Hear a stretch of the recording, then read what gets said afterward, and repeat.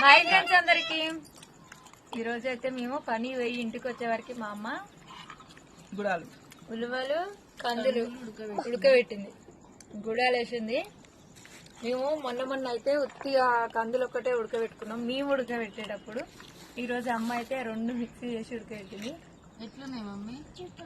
ఇట్లా తినక చాలా రోజులు అవుతుంది. అంటే కలిపి ఉడకబెట్టుకోక